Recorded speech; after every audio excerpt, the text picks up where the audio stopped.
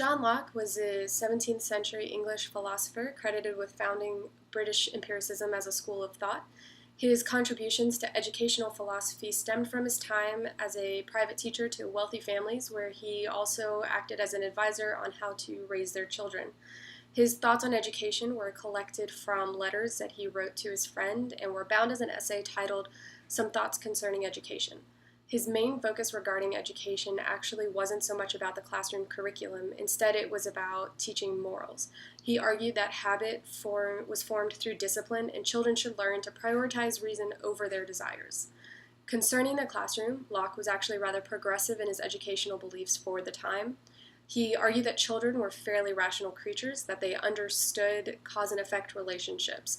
He believed that children were born as blank slates, also known as tabula rasa, and they were ready to learn. However, what they could learn was influenced greatly by their natural temperaments and tendencies, and teachers should actually tailor the learning to the child.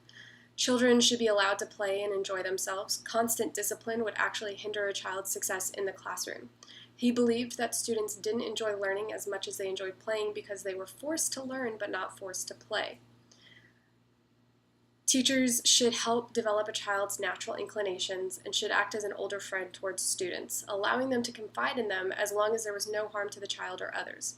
Students don't remember rules just by being told them. To focus on punishing a student based on the rules was actually counterproductive. Instead, the teacher should lead by example and live his life by the rules and habits that he hoped to instill in his students. This lends credence to his belief that children learn through experience.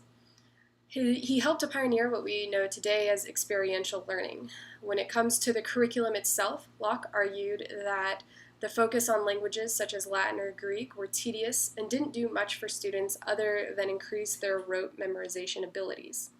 Instead, students should start by learning basic English, reading, writing, and grammar, and then move on to French and then to Latin. Their languages should be taught through conversation, not memorization.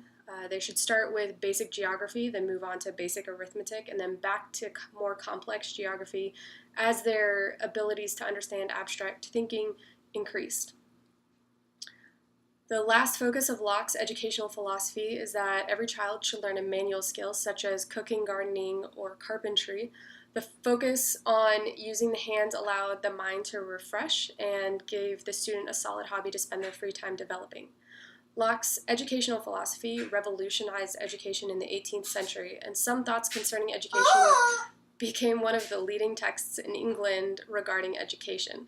It influenced children's literature, as seen with John Newbery's publications, and it actually formed the basis of Sesame Street in teaching children the basic alphabet and counting systems while also teaching them morals in a fun environment.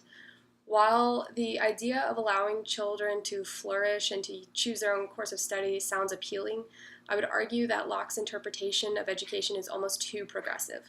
While children should be able to play and move about in ways that allow them to develop physically while also developing socially and mentally, students should not have complete free reign over their curriculum.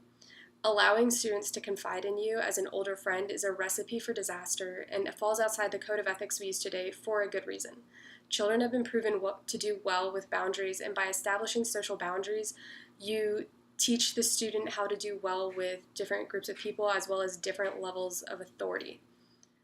I do agree with Locke that our goals as teachers should be to instill morals in students, and the best way to do that is to lead by example. Habits are formed through discipline. They are also formed through self-accountability and accountability through others. By leading by example, the teacher, rather than focusing on written or spoken rules, the teacher can demonstrate a great example of a life lived virtuously. The concept that every student should learn a manual skill is excellent, and I wholeheartedly agree with Locke that it allows students to push their creative energy into a hobby that can be developed over their lifetime. It's another way that students can learn to discipline their minds through perseverance. Many child psychologists appear to agree with Locke on this front, emphasizing how having a hobby can improve a child's development and learning in the classroom, as well as increase their ability to focus, even when things are difficult. Locke's beliefs, while still rather progressive, have paved the way for interactive education and student-centered learning, and we still utilize his theories today.